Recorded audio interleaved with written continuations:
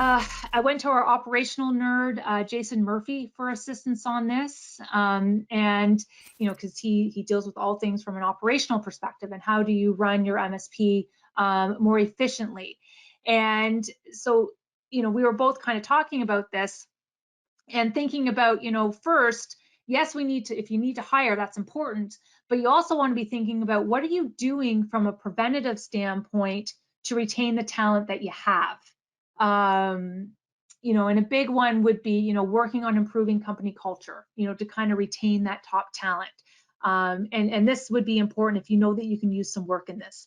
So doing some sort of employee recognition programs that employees can recognize the accomplishments of other employees so they can feel appreciated, whether it's Amazon gift cards or using a point system.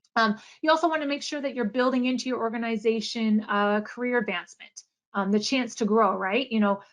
I think money is obviously good, but making sure that you're offering the staff the ability to learn new skills and provide them with new training opportunities and career development. People really do like to know that there's a path for them to improve and take on new and exciting opportunities. And, this isn't just important for existing employees, but new recruits, as you go out and you're starting to interview, they're going to be also very interested to hear what kind of advancement opportunities are possible if they decide to join your MSP organization. And, it just might be, if you are struggling with hiring, maybe adjusting some of your expectations a little bit.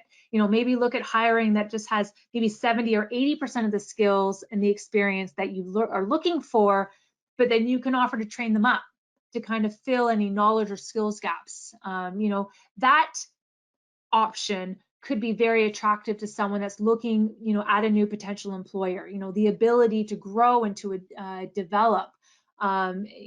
Maybe you might not need necessarily to look for 100% aptitude in a candidate.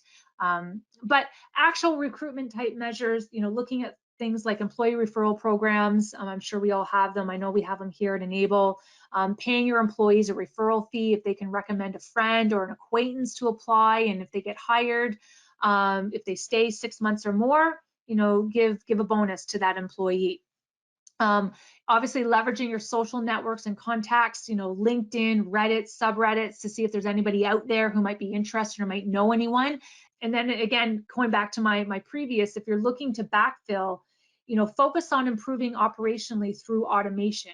So if you are underutilizing automation in your MSP, then you are spending and you're wasting unnecessary time on firefighting. So if you can put an emphasis on automation, you can partially backfill, part of an FTE by leveraging automation for the proactive maintenance, like what Lewis was able to do in his former MSP, leveraging self-healing, leveraging reactive scripting. And then if you are having issues with recruitment, what Jason did at his, he used to work at an MSP as well, and they were struggling with recruitment, is they reviewed their master services agreement and what it said. And, there was things that originally they committed themselves to, but they ended up kind of changing their MSA a little bit to empower the end users so that they can do more to help themselves. So they invested in kind of putting a knowledge base in that was searchable, that their customers can go to their website and try and solve some of their problems themselves before calling them as the MSP. So his thought was, is there ways to kind of remove your MSP in some areas from being a bottleneck in the services that you offer?